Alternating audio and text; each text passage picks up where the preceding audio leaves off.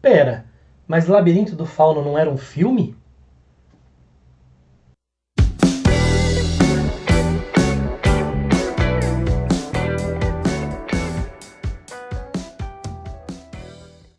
E aí, pessoal, tudo bem? Sejam bem-vindos a mais um vídeo aqui da Acrópole. Hoje eu vou falar para vocês sobre essa belezura aqui, ó, Labirinto do Fauno. Mas antes de falar do livro, vou pedir para você se inscrever no canal se você não é inscrito, dar aquele like, compartilhar com os amigos, beleza? Me ajuda a chegar aí nos 1000 inscritos e aumentar as visualizações do canal, beleza? Gente, eu fiquei também um pouco surpreso quando recentemente eu olhei as prateleiras da livraria e vi essa belezura aqui, que é o Labirinto do Fauno, lindamente editado pela Intrínseca em 2019. Não é só capa dura não, tá? Ele tem toda uma diagramação linda. Vou tentar mostrar para vocês como ele é diagramado. Olha só aqui essa página do prólogo, por exemplo, tá? Tem em alguns momentos ilustrações. Deixa eu ver se eu acho alguma. Olha aqui. Sensacional, tá? E as páginas em si, né, tem em cima essas coisinhas muito específicas de livros antigos, de contos de fadas, né?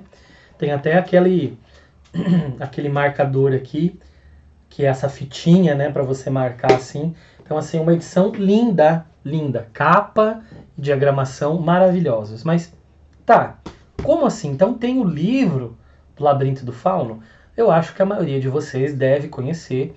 O filme O Labirinto do Fauno concorreu a vários prêmios de cinema. Ele saiu em 2006, é a data dele. Concorreu no ano seguinte, né, a vários prêmios. Ganhou Oscar, eu acho que de montagem, não tenho certeza, e de fotografia ou de maquiagem. Esses prêmios técnicos ele ganhou, ele concorreu ao melhor filme estrangeiro, porque o diretor é o Guillermo del Toro, que é um diretor mexicano, tá? E o Guillermo já ganhou Oscar por outros filmes, concorreu a muitos prêmios, é muito famoso no meio. Mas nasceu o primeiro livro ou nasceu o filme? Nasceu o filme, gente. O Del Toro, ele é o roteirista e o diretor do filme, então quem escreveu o roteiro foi ele. E ele decidiu então transformar isso em livro e ele chamou a Cornella Funk, que é uma escritora famosa de alguns best-sellers, para escrever então a partir do roteiro, a partir do filme, escrever o livro. Então a gente está muito acostumado, né, com a maneira que é inversa, que é um livro virar filme. E esse é um filme virando livro. Acontece em alguns casos, tem alguns casos que foi o contrário.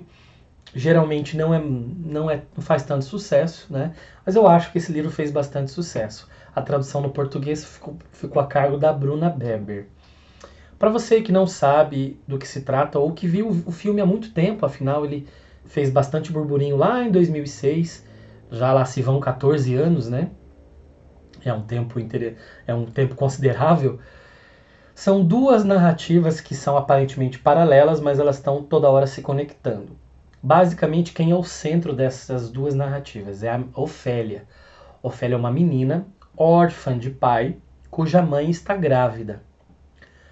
A Ofélia é uma menina que adora livros e adora contos de fadas e adora se refugiar nessas histórias.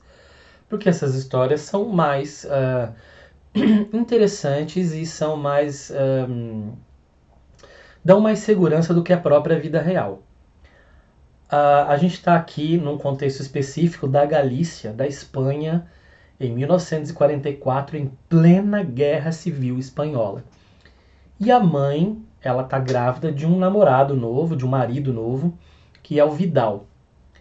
O Vidal é desses personagens que nos causa asco em narrativas de guerra, porque é o suprassumo da maldade, né? Ele é do regime franquista, né, fascista do Franco, e ele não deixa por menos. Ele é maldoso, ele é um assassino, ele é cruel, ele não tá nem aí para ninguém. Ele olha para a mãe da Ofélia, apenas como uma portadora do seu filho e não como sua esposa. Ela é apenas um vaso que existe para que seu filho venha ao mundo. Ele não se importa com a esposa, né? E imagina com a Ofélia, que não é nem filha dele. Então, quer dizer, ele vai se importar menos. E ele está como um chefe de um posto avançado, né, num lugar perto de uma floresta. E ele traz da cidade grande para esse lugar perto da floresta a esposa grávida, e a Ofélia tem que vir junto, né? E nesse lugar ele tem um exército ali que é subordinado a ele, que luta contra os resistentes, os comunas que estão no meio da floresta, e eles tentam acabar com essa resistência, né?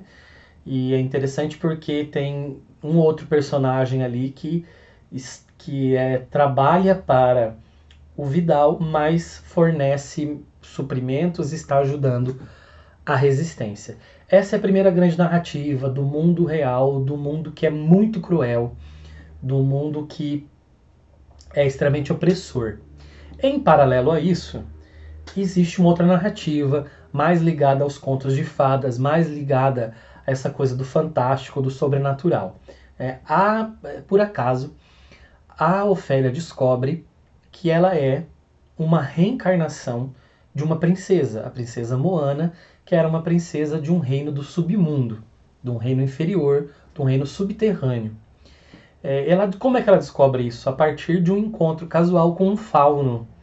O fauno a descobre, o fauno é um serviçal da família dela, o fauno a descobre e diz para ela que, olha, finalmente a gente reencontrou depois de tantos e tantos anos, né? Isso aí é um tempo milenar até. E você tem que voltar para casa, você tem que voltar para casa. Só que para você voltar para casa e provar mesmo que é a Moana, você precisa passar por uma série de testes. Testes que são grandes aventuras para ela e que trazem um perigo para ela, mas também fazem com que ela se afaste um pouco daquele mundo opressor, da mãe muito fraca, com a possibilidade de perder o bebê, de um padrasto muito cruel, etc.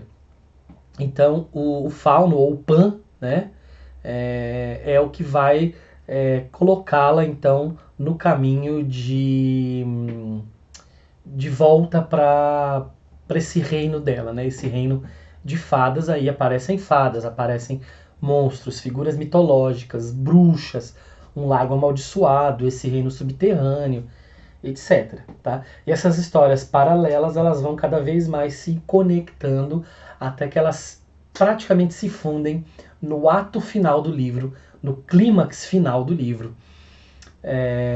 Que se eu falar aqui eu vou dar spoiler, tá? Então se você não gosta de spoilers, por favor, interrompa o vídeo aqui nesse momento, tá? Não vou contar até onde a coisa chegou, porque tomaria muito tempo, mas o momento final em que há a morte da personagem principal, Ofélia, e a passagem dela para o mundo subterrâneo. Então a gente pensa assim, tem duas leituras aqui, né? Será que realmente esses dois mundos existem e que ela morre num plano para conseguir passar para o outro plano? Ou na verdade a morte dela e a passagem para esse plano é algo metafórico, porque ela se refugiava muito nos contos de fadas, né?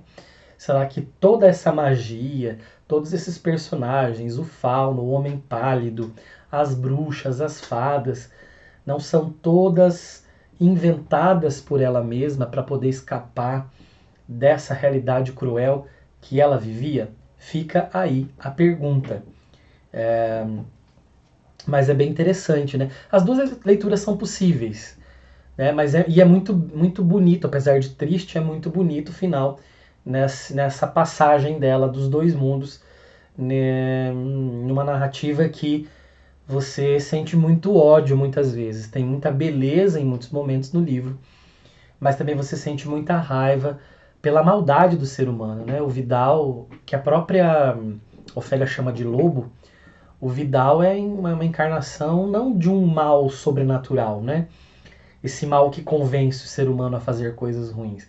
esse mal intrínseco do ser humano que criou tantas guerras, regimes fascistas, autocráticos, que usam do poder para massacrar o povo, tá?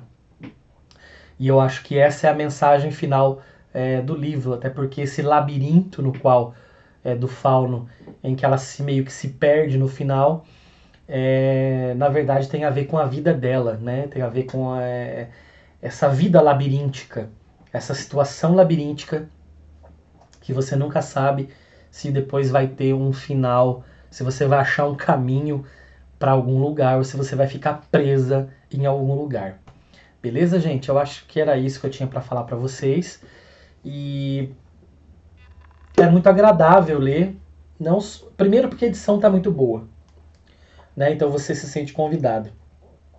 Segundo porque a narrativa ela tem uma cadência muito boa e você consegue terminá-lo muito rápido. É um livro de 300 e tantas páginas que eu acho que em 2 ou 3 pegadas eu terminei de ler. Beleza?